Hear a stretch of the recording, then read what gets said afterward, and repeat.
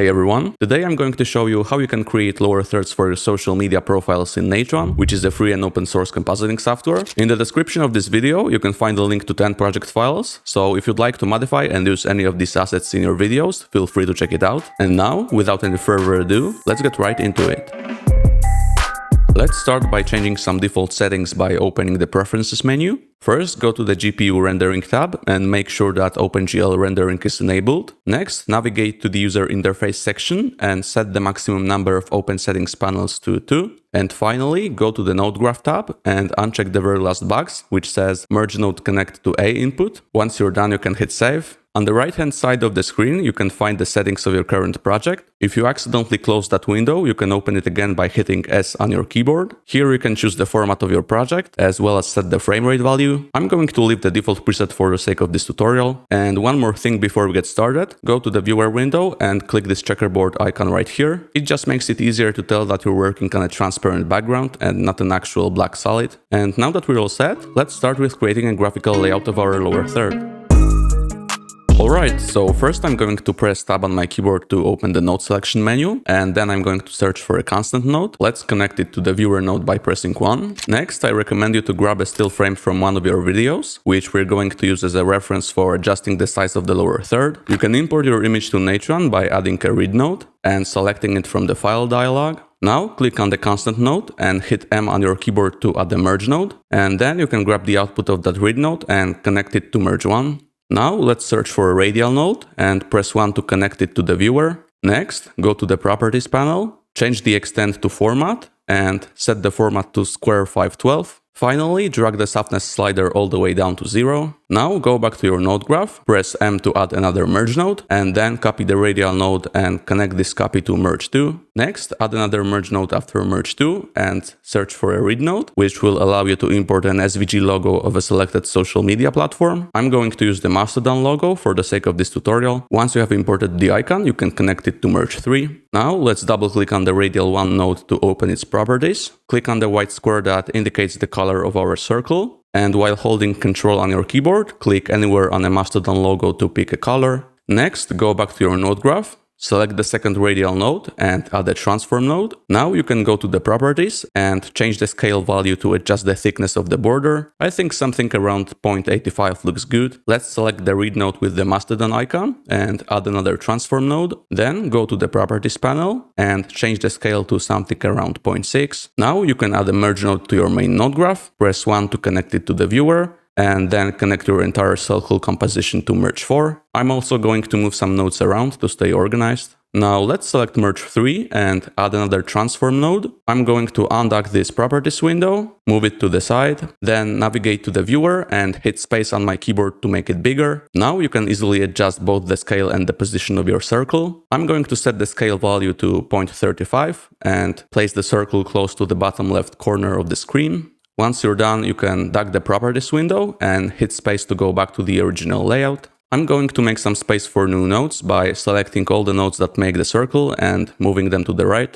Now open the node selection menu and search for a rectangle node. Then add another merge node to your main composition and connect that rectangle node to merge 5. Let's unlock the rectangle 1 properties window, move it to the side and hit space to full screen the viewer window. Next, select interactive update in the properties and adjust the size of your rectangle. You want to place its left side roughly in the center of the circle and adjust its height so that it's slightly on the upper side, as we're going to add another rectangle in a moment. Once you have positioned your rectangle, you can change the value of corner radius to round the edges and then go back to the node graph. Now let's select that rectangle node, add another merge node by pressing tab and search for a ramp node, connect it to merge 6, then double click on this merge node to open its properties and change the operation mode from over to atop. Next, open the circle composition in the viewer and from the properties window, change the gradient colors in the ramp node using a color picker. For the first color, I'm going to pick the darkest part of the logo, and for the second one, I'm going to pick the lightest part. Now let's open the entire composition in the viewer, zoom in and adjust the gradient points to your liking.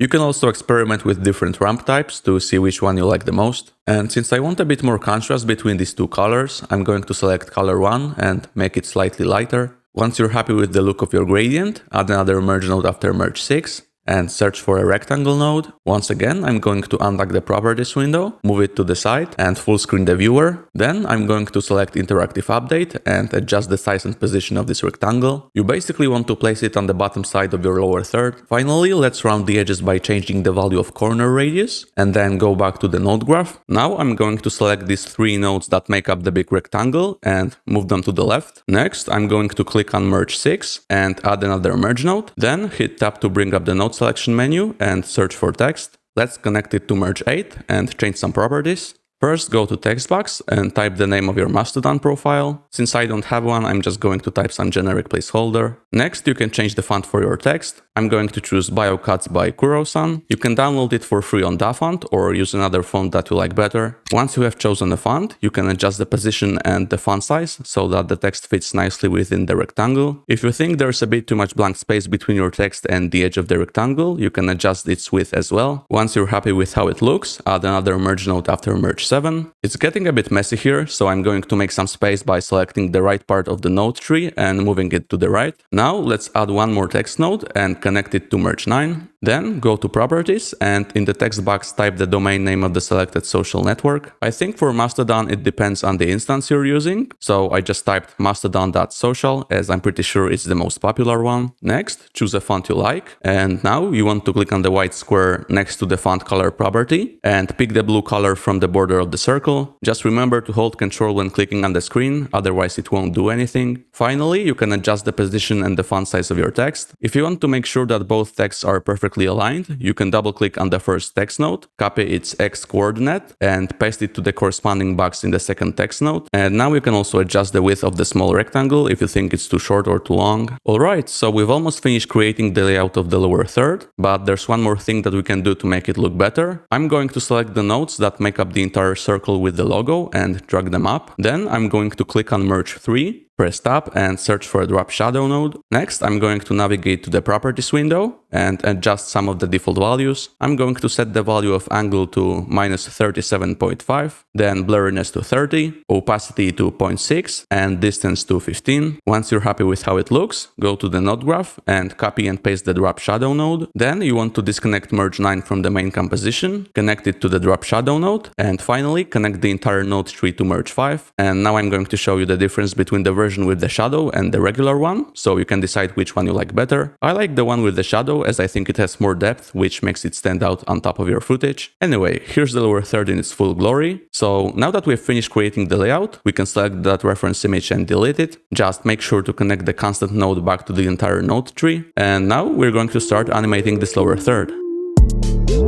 Alright, let's start with animating the Mastodon icon. I'm going to make some space in my node graph, then select transform 2 and add another transform node. Let's also open the circle with the logo in the viewer by selecting merge 3 and hitting 1. Now you want to go to frame 30, navigate to the settings panel and set keyframes on both rotate and scale properties. Next, go to the first frame and set the rotate value to 90 and scale to 0. Then go to frame 16 and set rotate to -20 and scale to 1.1. And finally, at frame 24, set rotate to 10 and scale to 0.95. You can also limit the frame range of the timeline to something like 40 for the sake of previewing animations. And this is how it looks now. It looks okay, but it's a bit slow at the beginning. So let's open the curve editor and select rotate. You can hit F on your keyboard to fit the graph to the size of your viewer. Now let's select all the keyframes with Ctrl A and press H to smooth them out. Then click on the first keyframe, grab the right handle and drag it down to smooth out the curve at the bottom of the graph. Now we're going to repeat the process for the scale graph. So let's smooth out the keyframes and this time drag the handle of the first keyframe up. Unfortunately, it seems that you can only adjust one graph at a time. So I'm going to drag both handles until they reach the same value, which in my case is 0.17.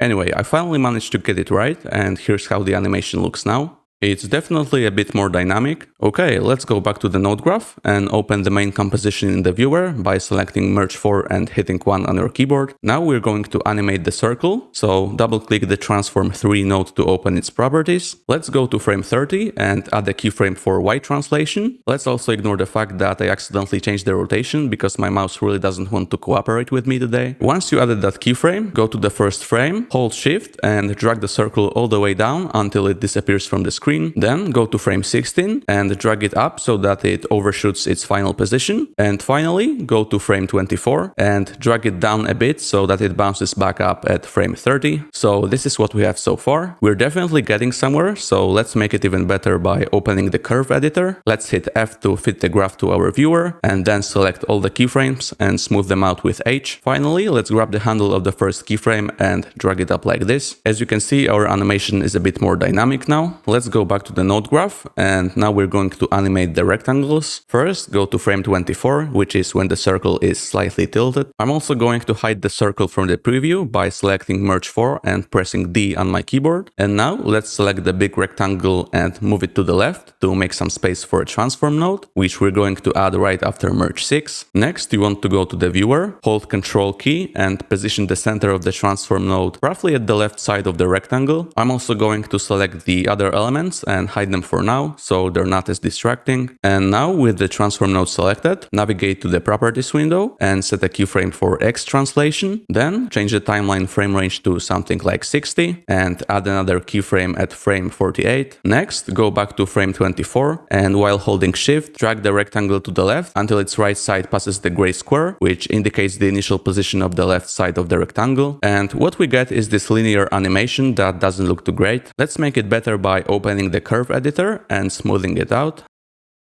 It definitely looks better now, but I think it's a bit slow. So what I'm going to do is go to frame 36 and double click on the graph to add another keyframe. Then I'm going to grab any of these handles and drag it out to make the graph even smoother. And this is how the animation looks now. Let's go back to the node graph and disconnect this transform node from merge 8. Let's move it up and add the merge node by pressing M. Now you want to take the A input of this merge node and connect it to transform 5. Then grab the mask input and connect it to merge 6, and finally connect the output of this merge node to merge 8. As you can see, this way we essentially made the rectangle appear out of thin air. Alright, now let's go to frame 48 and enable the second rectangle, which we're going to animate now. Select rectangle 2 and add another transform node. Once again, hold Control and place the center of the transform node at the left side of the rectangle. Next, go to the properties panel and set a keyframe for X translation. Then go to frame 24 and drag the rectangle to the left until it passes the gray square. Now let's go to the curve editor. Make sure to select that translate X under transform 6 and smooth out the keyframes. Go to frame 36, add another keyframe and drag the handles to make the graph even smoother. Let's go back to the node graph, grab the mask input of the merge 7 node and connect it to rectangle 2. Now I'm going to enable the circle in the preview so that we can take a look at what we have so far. It looks cool, but I'd like this white rectangle to slide in a bit later. So what I'm going to do is open the dope sheet. Here you can see the keyframes of the selected node and adjust the timing of your animation. I'm going to select transform 6, which moves the small rectangle, and then I'm going to grab all these keyframes and move them 3 frames to the right. So now our animation looks like this. Alright, let's go back to the node graph, and now we're going to animate the text. First, let's enable the preview for the text node containing your username. Then take the mask input of the merge 8 node and connect it to merge 6. I'm also going to disable the preview of the circle for now. Next, double click the text node to open its properties. Then go to frame 48 and in the settings panel add a keyframe for X center. And finally go to frame 24 and while holding shift drag the text to the left until it's no longer visible. Now let's open the curve editor, select all keyframes with Ctrl A and hit H to smooth them out. Then add another keyframe at frame 36 and drag its handles to form this S-like shape. Now let's go to the dope sheet and adjust the timing. I don't know why, but sometimes the keyframes here aren't displayed properly. So I'm going to go back to the node graph, close the settings panel with escape key and open it once again. Let's try opening the dope sheet now. Okay, so you can see that it works now. I'm not sure what sometimes it looks different, but whatever. Let's select all these keyframes and move them 3 frames to the right. You can see that now the text slides in with a short time offset, which I think looks nice. Okay, let's go back to the node graph and enable the preview of the other text node. Now take the mask input of the merge 9 node and connect it to rectangle 2. Once you do that, double click on the text node to open its properties and go to frame 48. Then set a keyframe for X center property. Go back to frame 24 and drag the text to the left until it disappears. Now I'm going to open the curve editor and smooth out the animation as usual. I'm also going to add one more keyframe at frame 36 and drag the handles to make the graph even smoother. Finally, I'm going to open the dope sheet and offset the animation by about 6 frames. I think think it comes in just a bit late, so I'm going to move these keyframes one frame back. Yeah, I think it looks better this way. Okay, so let's go back to the node graph and enable the preview of the circle to see how the entire lower third looks so far. I think it's looking good, so let's finish it by creating the second part of the animation. Alright, let's start by changing the frame range of the timeline to 150, and since the in animation ends somewhere around frame 52, let's give some time for the lower third to stay on the screen. I think I'm going to start the out animation at frame 100. This time we're going to start from the second text node, so let's double click on it and set a keyframe for X center in the properties panel. Now let's go back to the first keyframe for this node and copy the value of X center with Ctrl C, then go to frame 124 and press Ctrl V to paste the copied value to the corresponding box. Open the curve editor and zoom in on the right part of the graph using a scroll wheel while holding Ctrl. Next, select the last two keyframes and hit H to smooth them out. Let's also add one more keyframe at frame 112 and drag its handles to smooth out the curve. Now go back to the node graph and set your playhead at frame 100. Double click on the transform 6 node and in the properties window set a keyframe for X translation. Go to the first keyframe of this node, copy the value of X translation and then go to frame 124 and paste the copied value. Navigate to the curve editor, make sure to select X translation for transform 6 and smooth out the last two keyframes. Then go to frame 112, double click on the node graph to add a keyframe and drag the handles like that. And now let's open the dope sheet and hit F on your keyboard to see all the keyframes. I'm going to zoom in on the last three keyframes, select them all and move them 3 frames to the right. Let's see how it looks. I think I'm actually going to move these keyframes 1 frame back. I think it looks better now. Okay, let's go back to the node graph and we're basically going to repeat these steps for the other text and rectangle nodes. So double click on text 1, go to frame 100 and set a keyframe for X center. Then go back to the first keyframe, copy the value of X center, go to frame 124 and paste the copied value. Now before we adjust the animation curves, let's go to frame 100 and double click on the transform 5 node. In the settings panel, add a keyframe for X translation and then go to the first keyframe and copy the X translation value. Finally, go to frame 124 and paste the value to the corresponding box. Now you can navigate to the curve editor and select the graph for X center animation for text 1. Let's zoom in on the right part of the graph, select the last two keyframes and hit H to smooth them out. Next, go to frame 112, add another keyframe in the center of the graph and drag the handles to make the graph smoother. Now you can select the animation graph of the big rectangle and repeat the exact same steps. Finally, let's open the dope sheet to adjust the timing of your animation. Press F to see all the keyframes and zoom in on the last 3 of them. Make sure to select only these 3 keyframes for X translation in the transform node and move them 3 frames to the right. Now select all these keyframes for both the rectangle and text and offset them by another 3 frames. I think that there's a bit too much empty space between the text and the right side of the blue rectangle, so I'm going to select the last 3 keyframes for rectangle animation and move them back by 1 frame. And this is how it looks now. Let's navigate back to the node graph and now we just have to animate the circle. First, double click on the transform 3 node to open its properties and go to frame 120. Then add keyframes for both rotation and scale. Next, go to frame 128 and set the rotate value to 30 and scale to 0.4. And finally, go to frame 142 and set the rotate value to -270 and scale to 0. So this is how it looks now, which is okay-ish, but we're going to make it better by opening the curve editor. First, select the graph for rotation, zoom in and smooth out the keyframes with H. And then you want to select the last keyframe and drag its left handle up to smooth out the graph. Next, you can select the graph for scale animation, hit F to fit the graph to the viewer and smooth it out just like we did a moment ago. Just make sure to adjust both the X and Y graphs when dragging the handles of the last keyframe. And this is what we have now. I think it looks fine, but the initial rotation feels a bit slow, so I'm going to tweak it. What I'm going to do is select the animation graph for rotation, then go to frame 122 and add another keyframe. Then I'm going to grab the right handle and drag it up like this. I think it already looks better, so let's repeat this process for scale animation.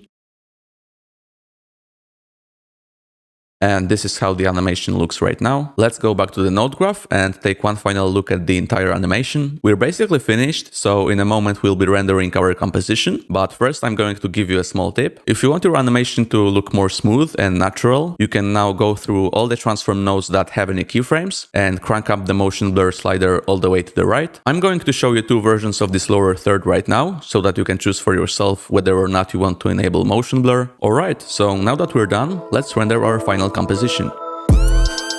To export your project, select the last node that's connected to the viewer, so in our case it's merge 4. Then hit tab to open the node selection menu and search for a write node. Once you add it to your node graph, you'll be presented with a file dialog. You can select a folder where you want to output your render and change its file name. I'm going to type Mastodon. And now you want to add .mov extension to the name of your file. Once you're done, you can hit save. Now let's go to the properties panel and we're going to do just two more things. First, change the frame range value to manual. Go to the box that says last frame and type 150, which is about where our animation ends. Then go to the encoder options and enable the alpha channel by checking this box right here. And finally, you can go ahead and hit that render button to export your project. Alright, the lower third has just finished rendering, so I'm going to open my file manager and take a look at it. As you can tell from the checkerboard background, we have successfully exported our project with the alpha channel, which basically means that it's using a transparent background. And now, as a short bonus, I'm going to show you how you can use this lower third in your videos. Okay, so if you happen to use DaVinci Resolve, using your lower third is fairly straightforward. Once you have imported it to your media pool, all you have to do is drag and drop it into your timeline, and Resolve will automatically detect the alpha channel. And if you use Kdenlive, by default it won't detect the alpha channel, and you will see this black background instead. But worry not, all you have to do is go to the Effects tab, select Alpha Mask and Keying, and apply the Alpha Operations effect to the clip with your lower third. And as you can see now, it works flawlessly. So that's basically it for this video. I would like to remind you that you can find the link to project files for other social networks in the description. Thank you for watching, and I'll see you guys later.